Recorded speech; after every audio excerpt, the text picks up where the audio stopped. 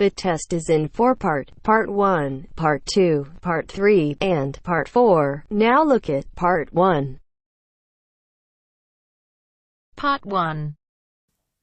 You will hear Kevin Brown asking for information about renting an apartment through an agency. First, you have some time to look at questions 1 to 5.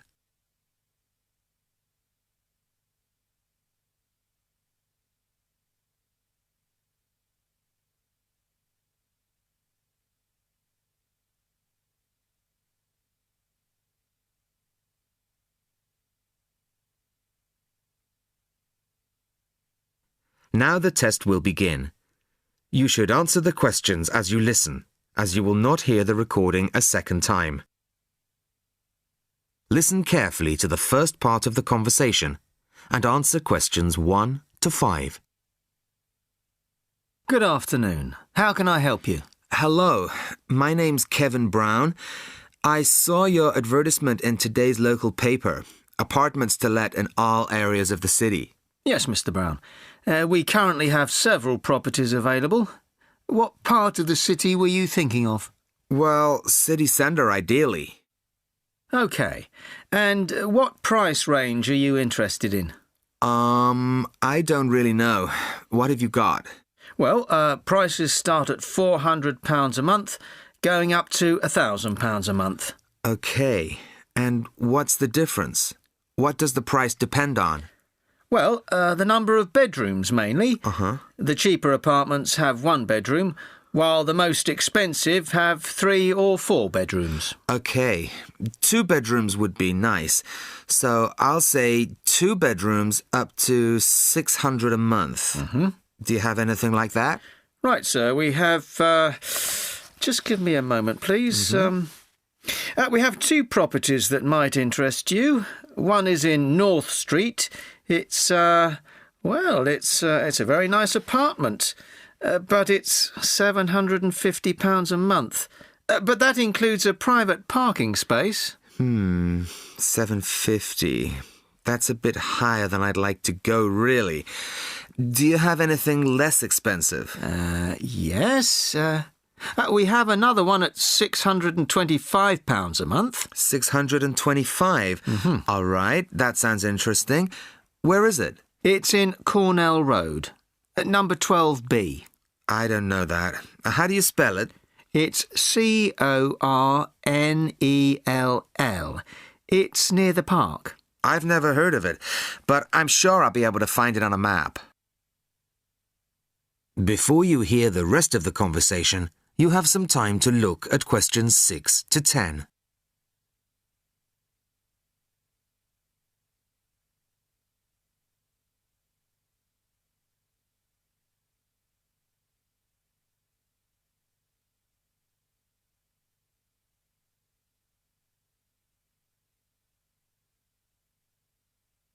Now listen and answer questions 6 to 10. So, would you like to see the apartment, sir? Yes, I would. I'd like to rent somewhere fairly soon. Would tomorrow be possible? Sorry, I'm afraid nobody is available all day tomorrow. It's quite a busy time of year for us. I see. But if you're free later today, you could see it at 5:15. Sure, no problem. I could manage that. OK. So that'll be 5:15 with my colleague Jason. He'll meet you at the apartment. That's fine. And one more thing. What do I need to provide to rent an apartment with you? What documents, that kind of thing? Yes, of course. Do you have a job? Yes, I work in a travel agency. Well, a reference letter from your employer, saying you work for them, and a deposit, which is 1 month's rent plus a fee of £60. What's that for? It's an administration fee to cover the cost of preparing the contract. OK. And one last thing. When would this apartment be available? It's empty now, so you could move in as soon as the contract was signed. That's great. Thanks very much indeed. Bye. Goodbye, Mr. Brown.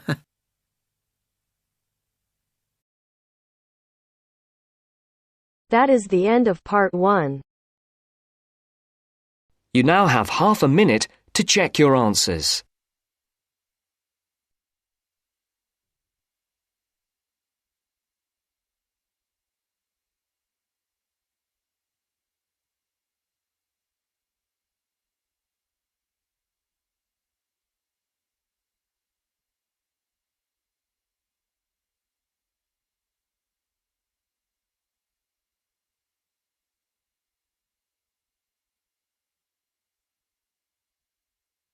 Now turns to Part 2. Part 2. You will hear a conversation between a senior librarian and a woman interested in working at the library. First, you have some time to look at questions 11 to 17.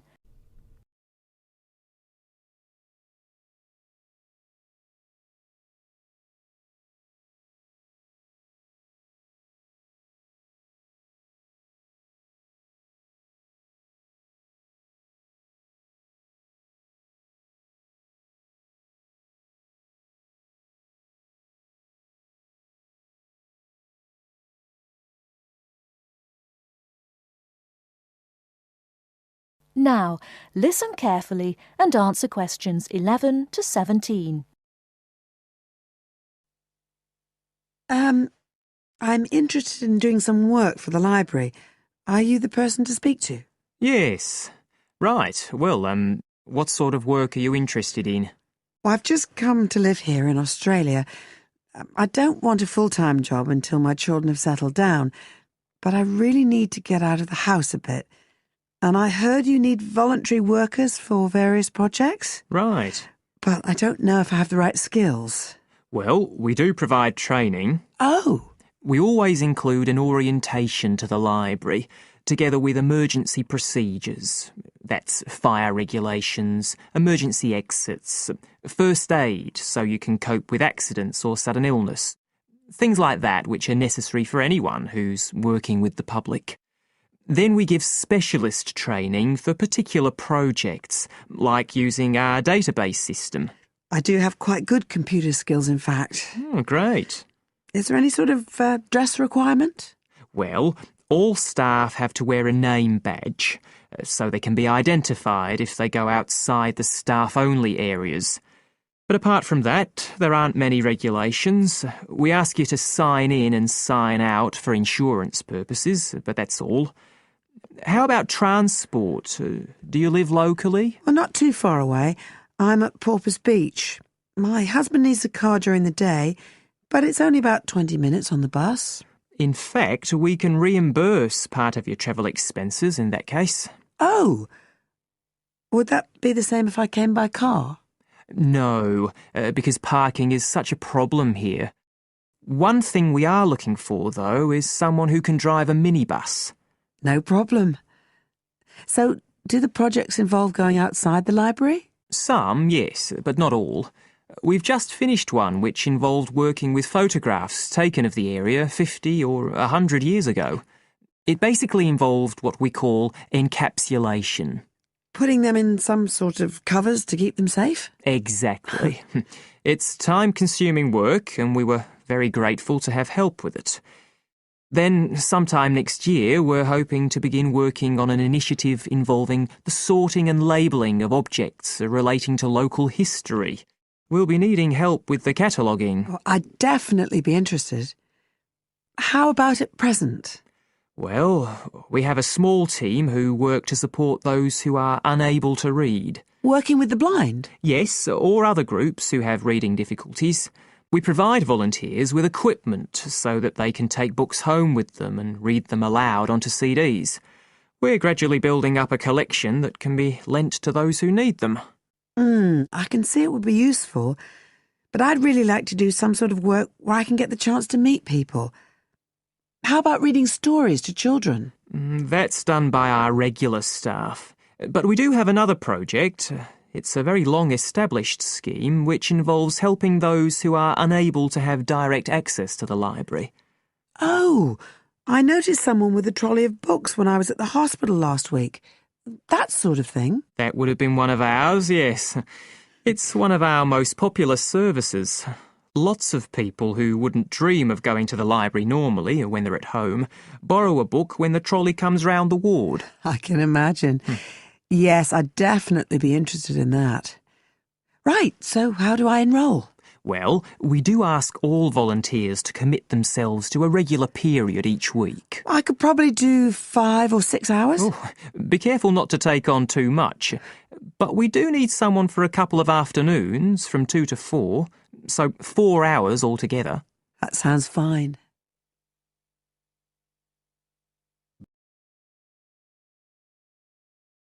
Before you hear the rest of the talk, you have some time to look at questions 18 to 20.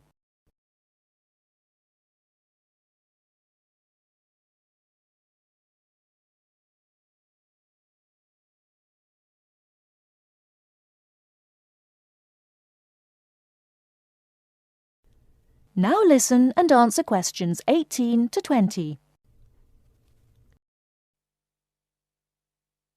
Right, so here's the application form. It asks the usual questions, name and address and telephone number.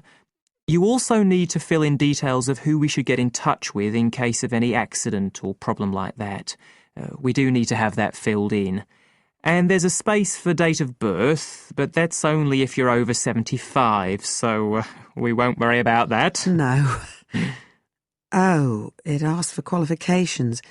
Do I need to provide certificates? They're not necessary. We'll need the names of 2 referees, not relatives or family members, obviously. What else? Signature of parent or guardian. That won't be necessary, as I assume you're over 18. Yes. What's this? It says civil conviction check. That's a document we have to provide by law for those working on projects involving children, so we won't need it in your case. But you will need to sign this separate document. That's a copy of commitment. It's basically an agreement to work according to the library guidelines. So, if you'd like to fill this all in, you can do it here or take it home, whichever you prefer. I'll take it home if that's okay. Right, well, thank you for your time. That is the end of part 2. You now have half a minute to check your answers.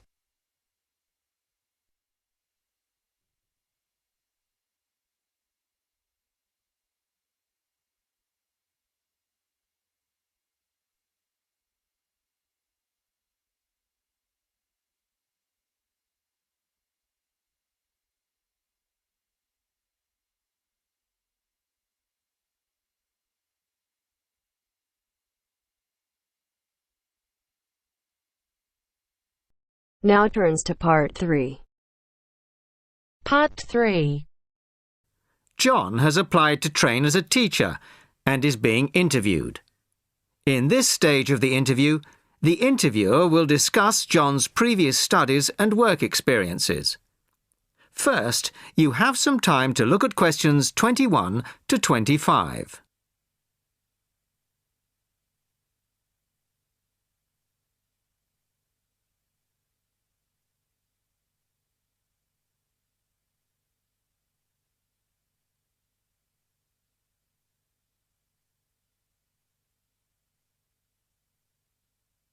Listen carefully to the first part of the conversation and answer questions 21 to 25. Hello, come in and take a seat. You are John Evans? Yes, I am. Well, as I'm sure you're aware, the purpose of this part of the interview is to go over your CV and talk a little further about your previous studies and experiences. Yes. So, your first degree was in French, of course? Yes, with a minor in film studies. An interesting combination. Mostly French films, presumably? Well, European cinema in general, but with a bias towards French cinema. Ah, and your degree took 4 years? Yes. In the 3rd year, I was an exchange student at Bruges University in Belgium. I was there for a full academic year, 9 months. Right. Well, you graduated 2 years ago, and then you took some time out, as it were. Yes, I spent 6 months as a volunteer working on restoring historic buildings in France. Oh. Was that with a well-known organisation? They're called Restoration Vacations here, but they operate under different names in several countries. I think they're quite well known. So, it was a 6-month vacation, really? No, I went for a week, but really liked it, and I got asked to stay on as a translator. Because I could speak French quite well, it was my job to liaise between the owners of the buildings and the English-speaking volunteers. That must have been a very enjoyable experience. Before you hear the rest of the conversation, you have some time to look at questions 26 to 30.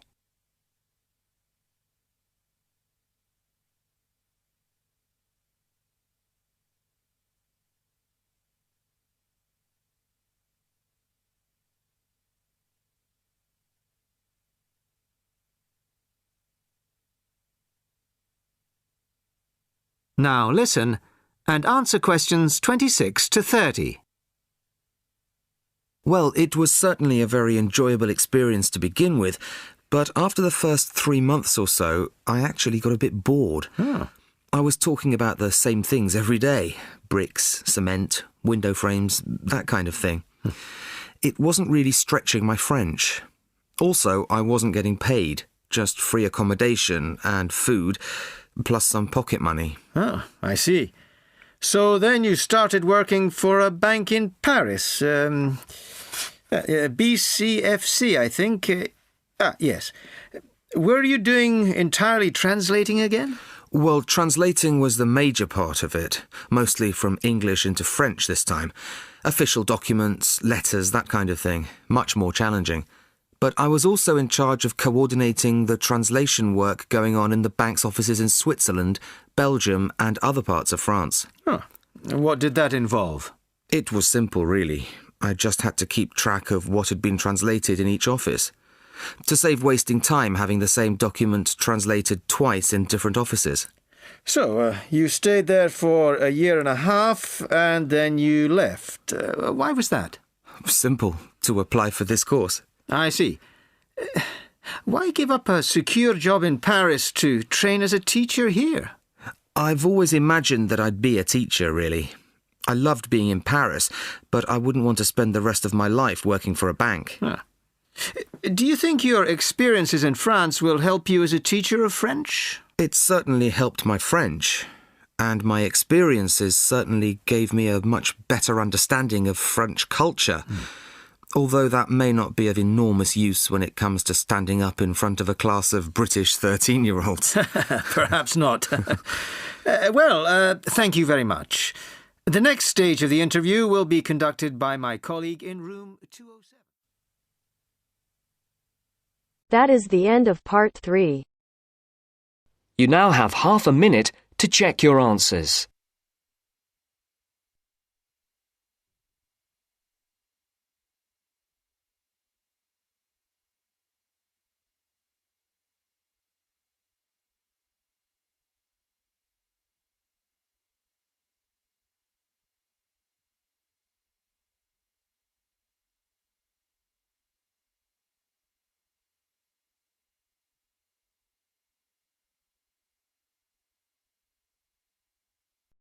Now turns to part 4. Part 4. You'll hear a talk on the subject of the urban landscape. First, you have some time to look at questions 31 to 40.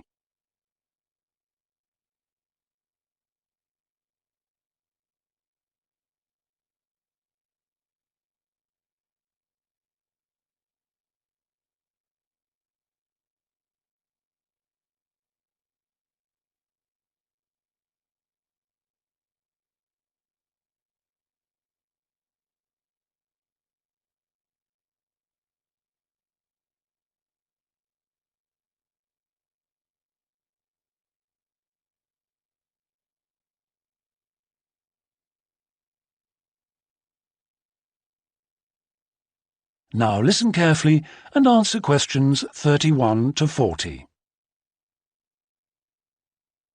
Good day, ladies and gentlemen. I have been asked today to talk to you about the urban landscape. There are two major areas that I will focus on in my talk: how vegetation can have a significant effect on urban climate, and how we can better plan our cities using trees to provide a more comfortable environment for us to live in. Trees can have a significant impact on our cities. They can make a city as a whole a bit less windy, or a bit more windy if that's what you want.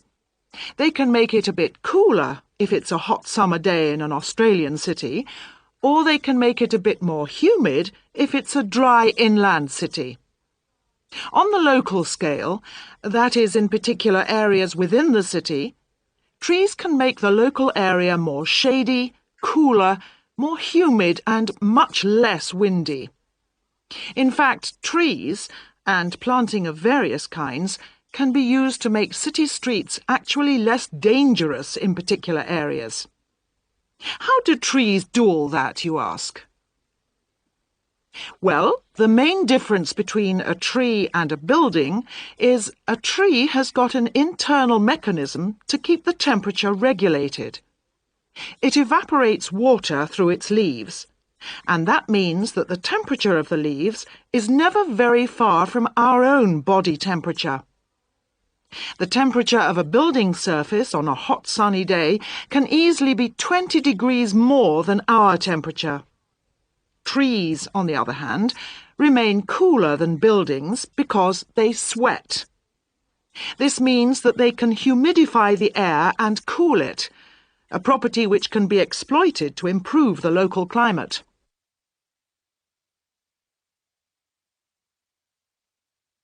Trees can also help break the force of winds.